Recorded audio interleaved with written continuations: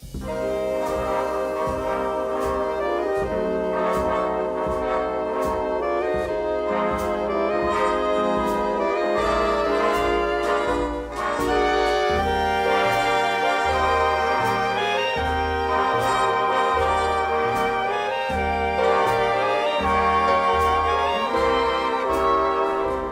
that come here are just so honored to be here, be a part of this, that we're excited to get to do it every year. We have right near 400 people that sign up to come, and it's a free event, and it's mainly for veterans, but it's anybody over the age of 50. I was here a few years ago with a group from the Edmund Senior Center. They brought us on a bus, and I kept wondering why they didn't do it and why they didn't do it. And so this year I just took it on myself to make sure we got here. I earned that with the 18 months on the Solomon Islands, going around and around to it and catch what we could.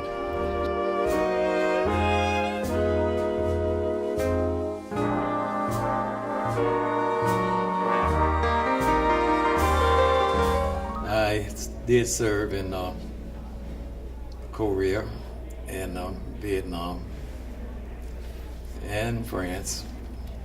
I was in France in the 1950s. I was an air traffic controller, control tower operator.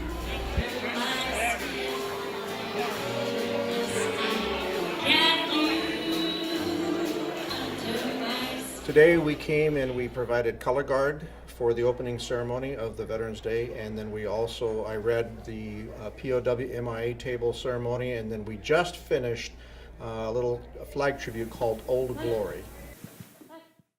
So I want all of you to know that we will be passing the baton to the best America has to offer, and they will not forget the courageous veterans and their families like you here today who came before them.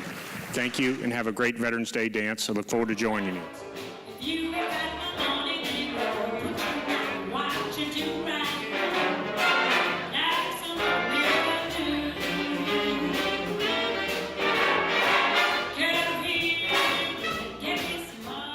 I was on Okinawa invasion on a carrier, and one of our airplanes landed, broke its hook, and flew over the barrier and landed in all the planes up there. And a huge explosion, shrapnel going over my head. I had to go down to my TQ station on the port side, looked over in the water, and there was bodies floating by. We took off our seat belts, inflated them, and threw them to them, hoping it did some good. Never thinking that now, if the ship sinks, guess what? No seatbelt, no life jacket, rather. But that's the way it is. Well, I started out in 1942 as a messman on a tugboat going to Alaska. And that was for the Army Transport Service, all through the Warriors South Pacific. My last trip was into Naha, Okinawa. And in there we ran across a lot of attacks by kamikaze. And they blew the ship next to us up, hitting in the side with a kamikaze. And we thought we had been hit, but it wasn't us. But anyways, that's the closest we ever come to having a big problem. Bringing up, because I didn't stick with them, I quit. But I never lost a job in my life. I never was unemployment, never. So I've managed to keep my head above the water.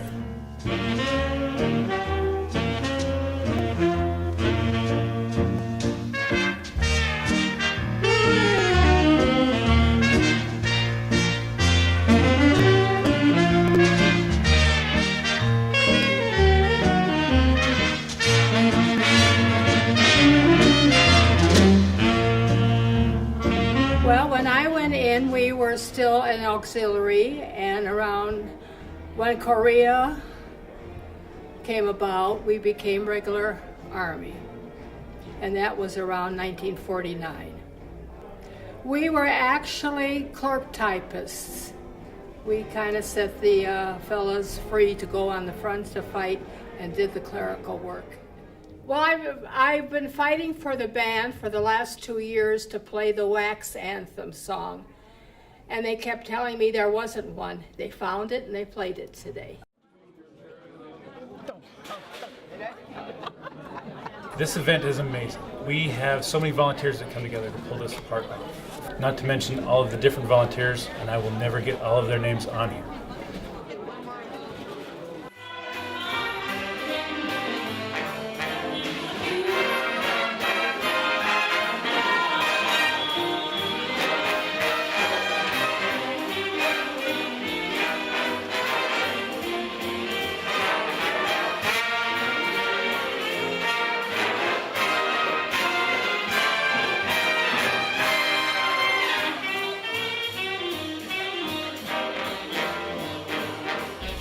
My dad was in the frontline trenches in France during World War I for 40 days in a row.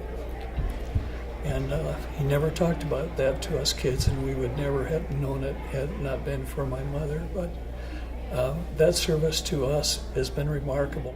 It's a treat to see them remembered, all these many years later, and as enthusiastic as they are to greet one another. It just is, it doesn't, you don't find these things many places. We've come to all the rest of them. We enjoy the music. We don't dance much, but the music just doesn't go away, and some of the special presentations are very important to us.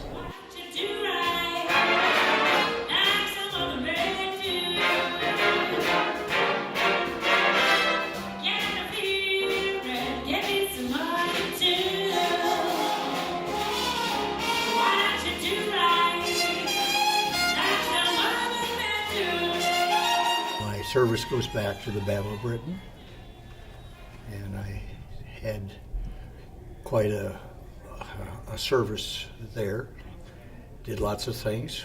Probably the most important thing that I ever did was coming over on the Queen Mary. There were 12,000 of us on that boat going through the North Sea, ducking all of the icebergs and things, and always on the side. But I was a young second lieutenant at that time, and I had a lot of responsibilities. In fact, the matter is, I was responsible for all of the latrines, the toilets on the A deck. So every morning, I would get out with a crew of about 50. They'd pick up the mops and the brooms and things, and disappear. And then spend the rest of the day looking for them for the crew the next day, because it was a different crew the next day. But anyhow, it was an experience, because all those things go on even when you're in the service and you're doing things like that. But I did a little bit of service. I was one of the OZIE, the Riveters. Where we worked on, that was in California. On P-51s. Yeah, P-51s. And I thought I was something. Of course, the women didn't do a lot of the things that the men did. We were capable, though. But because we were women in that day and age, we were buckers. And that was an important job, because if we didn't get on that rivet, they would go right through the plane.